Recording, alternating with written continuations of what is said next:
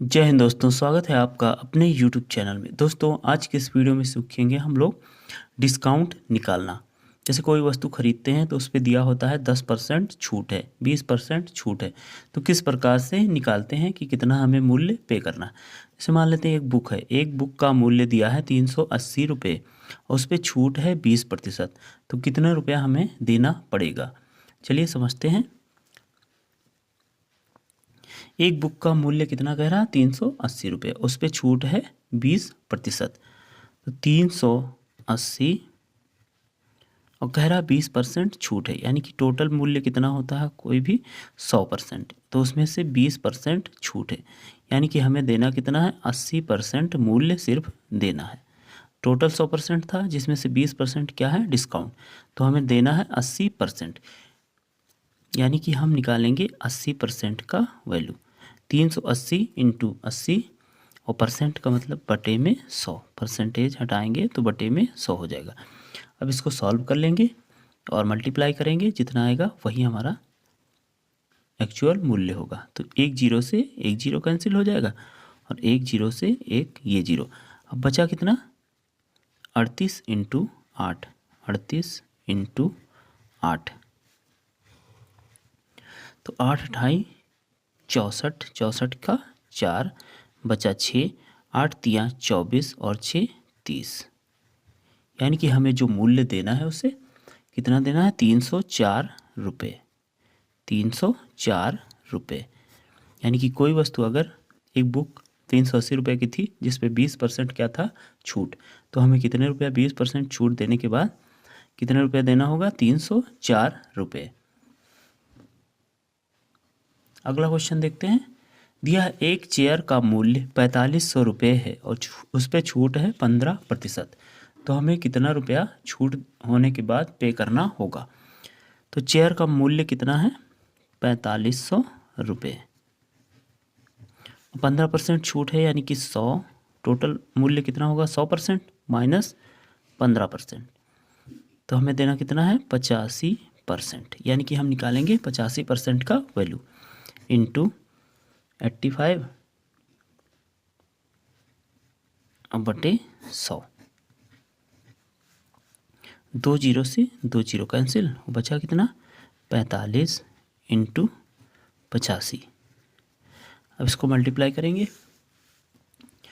तो ये 45 और 85, 5 पचे 25 के 5, 2 5 चौके 20, 2 22 और 8 45 का 0 4, 8 चौक 32 4 36, 5 2 6 2 8 और 3 3825, यानी कि हमें जो देना होगा मूल्य उसे 3825 रुपये देना होगा। 15% छूट के बाद हमें 3825 रुपये पे करना है। नेक्स्ट अगला क्वेश्चन देखते हैं। यह एक जीन्स का मूल्य 2500 रुपये है और 25% उस पर डिस्काउंट है, तो कितना हमें मूल्य देना होगा। यानी कि मूल्य कितना है उस पर MRP कितना है 2500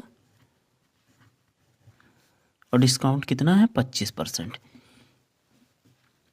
25% निकाल लेंगे इसका, 25% बटे 100, तो इसको सॉल्व करेंगे, यानी कि 0 से 0 कैंसिल और 25 इंटू 25 हो जाएगा 625।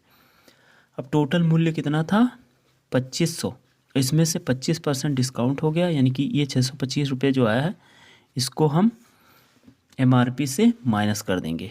2500 माइनस 625 करेंगे,